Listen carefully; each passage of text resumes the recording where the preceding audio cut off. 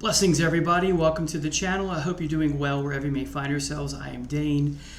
Welcome to another episode of Faceoff Friday. Today's episode, I am today going to compare and pit against each other two albums from the same band, and that band is Metallica, and Justice for All versus the Black Album. Horrible album cover. Now, this is something that's always on my mind, the two here, and the reason for that is because of a conversation I had a long time ago with a relative and her husband, and they both seemed to suggest that I was wrong because I preferred one of these over the other because they liked the other one more than the one that I like. So we had a disagreement over that. So I am not going to do these by the numbers. I'm just going to, as I talk about the songs one by one for each album, talk about, how they stand with me and, how much I like them, that kind of thing.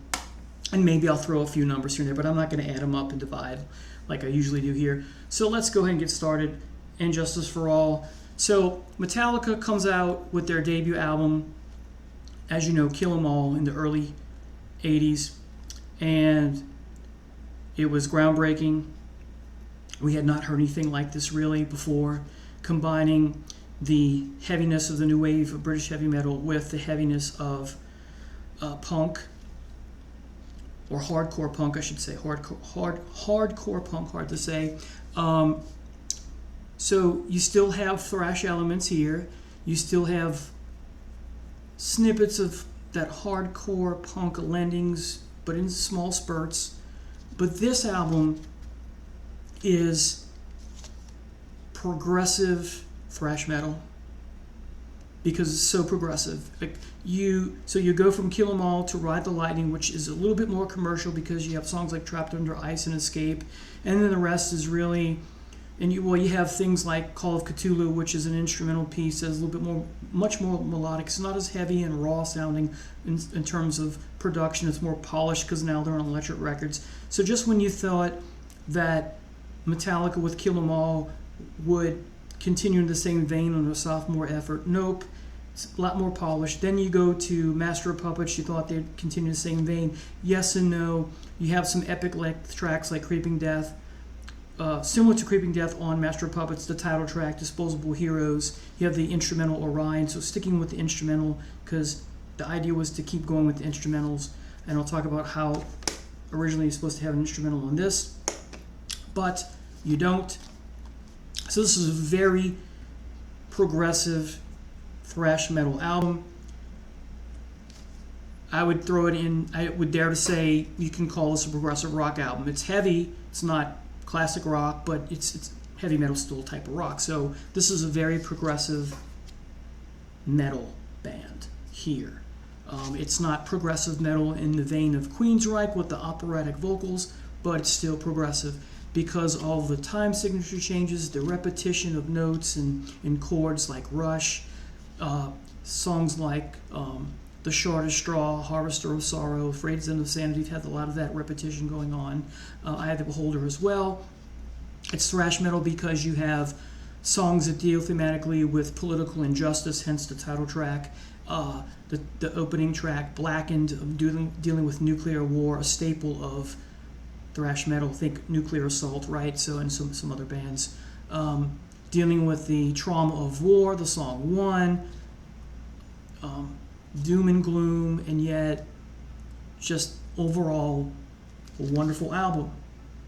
So, Blackened, 6 minutes and 42 seconds. This is a great song. The riffs on this album are amazing. The solos are amazing. We all know that, the bass is missing in the volume. The drums are some of, I think, Lars's best, although some people call it stale and uninspiring. I'm going to disagree. It's not as complex. It's complex, but it's not as complex as, say, what came before in the first three albums, but there's that complexity, definitely. So Blackened, I think, is a great song. For me, it never gets old. And Justice for All, the title track, still relevant today because of the message that's here. We know that Metallica eventually, after this album pretty much, or maybe after the Black Album, veers away from politics. But when they're full of angst and anger, like Ozzy, when he's full of angst and anger, even though he's not necessarily dealing with politics, he's dealing with other things. But when heavy metal bands are at their best with respect to their angst, is when their music seems to be at its best. A bit repetitive there, but you get my point. So Injustice for All, saw them twice on this tour. Saw them here in New Orleans, UNO Lakefront Arena. Saw them a few months later in Mississippi Gulf Coast Coliseum. Had the statue come apart. It was great. Had a great time. So Injustice for All is a great song, part of their greatest hits, if you will. 9 minutes and 45 seconds, so it's an epic track. Think of, again, Disposable Heroes. Eye of the Beholder. I love the song, almost 6.5 minutes. Great message here. Have a lot of repetition. Has that, again, remember, Kirk Hammett's, very inspired by the band Rush, so you get a hint of that on this album, especially in Eye of the Beholder, that repetition, ba-da-da, ba-da-da-da, ba-da-da-da, and then you get the drums upbeat from there. Not doing it right, but you get the point. Then you get the song One, almost 7.5 minutes, again, more length here, and based on the novel, the anti-war novel, now that I'm forgetting the author, now I'm forgetting the name of the book itself, but it eludes me, but inspired by that book, and perhaps the movie, since the movie clips in the video, it's so sad, it's so depressing, but the guitar solo is amazing. It's a great song. It's so heavy, and yet it's got like all the songs on here for the most part, all the songs here have a orchestration to them. Not classical music, but it seems to have the motifs and the layering, just fabulous. So it's hard rock, it's thrash metal, it's metal, it's rock and roll, and yet it's got progressive rock to it, and it's got a touch of classical with respect to elements in that sense. Then you get the Shortest Straw, just over 6.5 minutes, much like Eye of the Beholder, fused with that repetition and that angst and that drivenness. That's a great word, that drivenness, right? Harvester of Sorrow, again, a lot of repetition. You have some light and shade here, a lot of light and shade throughout this album. Really, so much can be said about this album. Harvester of Sorrow is only 15 seconds short of 6 minutes, but I think it's amazing still today. The Frayed Ends of Sanity is next, track number 7. Even though this is a heavy metal song, you can sing along to it. It's fun, and yet, metal at its best in so many ways because of the subject matter. Just shy of 8 minutes. Sometimes I'll just skip to this song because I want to hear it now, and then I'll play the rest out of sequence. To Live Is to Die, almost 10 minutes long. This is a track that I skip because it's so depressing. Riding the waves of the depressing loss of losing Cliff Burton in that accident in Scandinavia. Then you get the shortest track on here, 5 minutes and 13 seconds, Diver's Eve, which is keeping the phrase I'm looking for is keeping it going with respect to how you close your album. With Metallica's debut, you have hold on.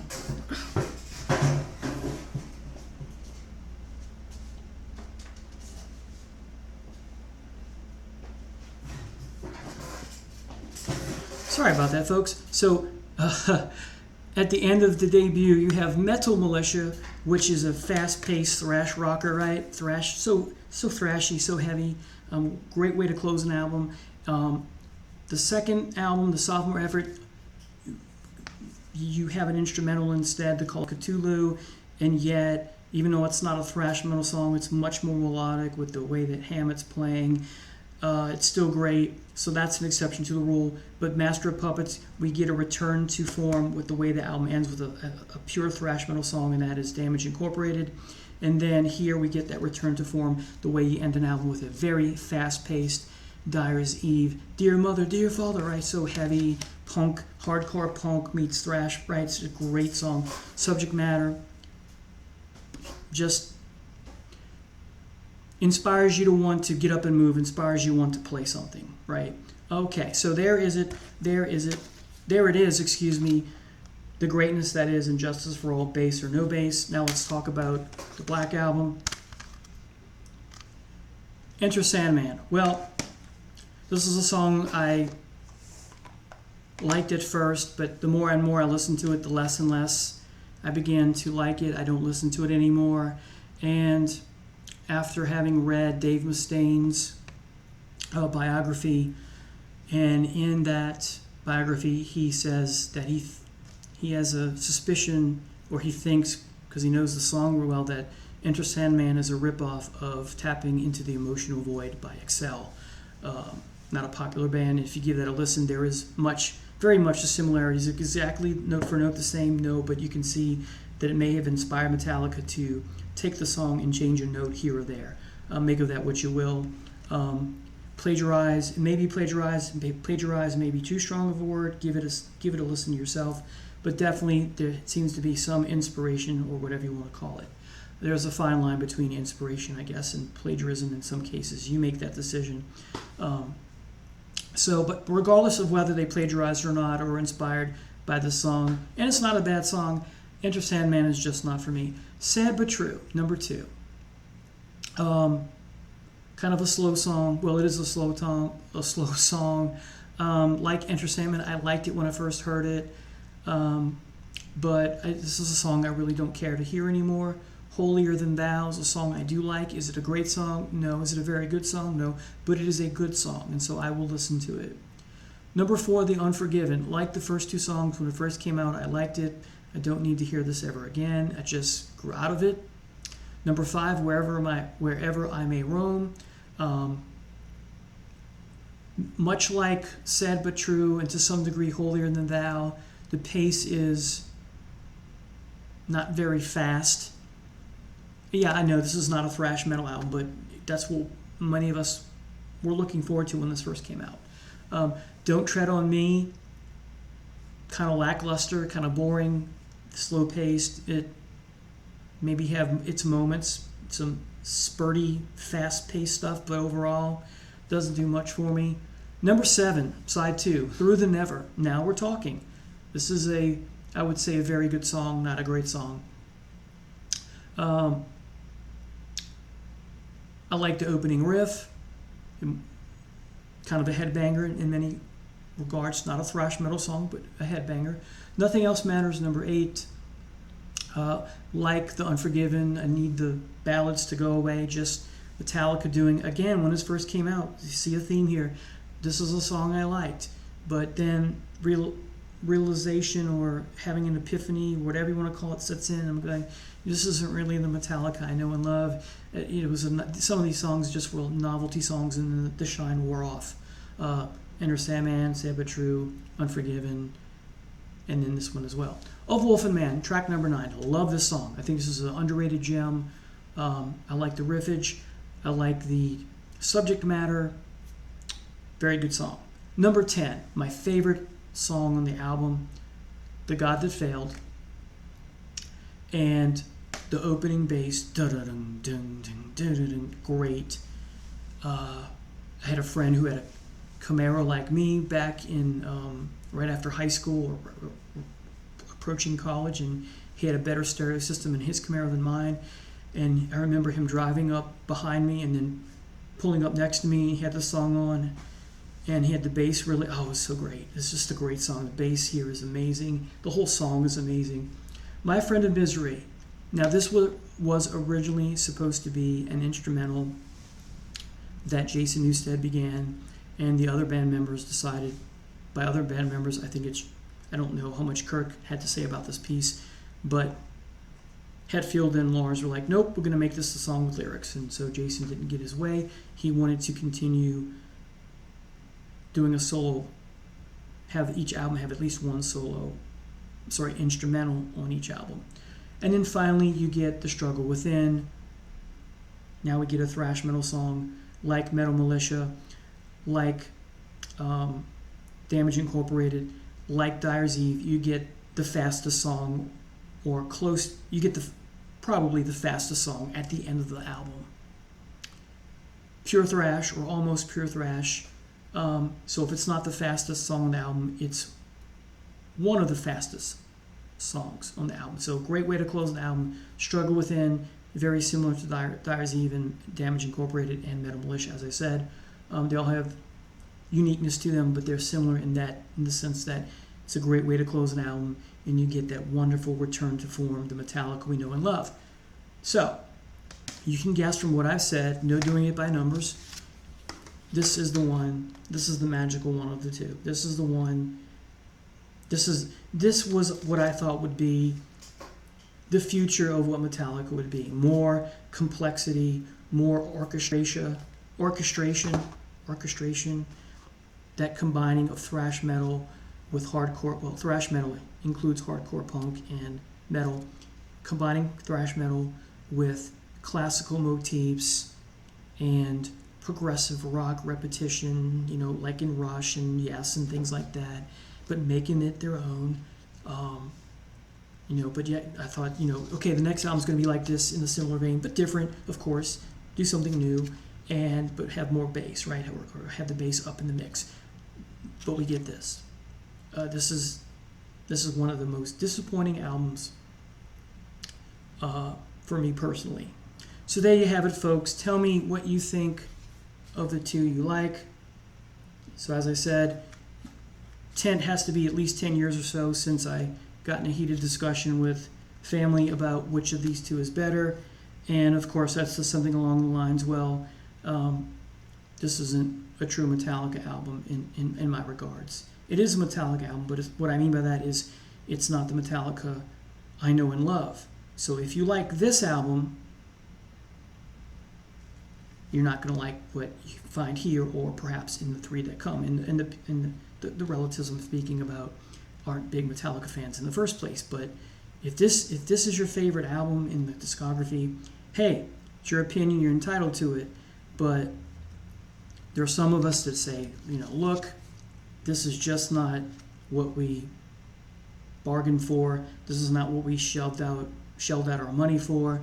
This is not what our expectations are not being met. And what do you expect when you have Bob Rock producing it as opposed to the wonderful Fleming Rasmussen? So anyway, take care, folks. Have a good one. Bye now.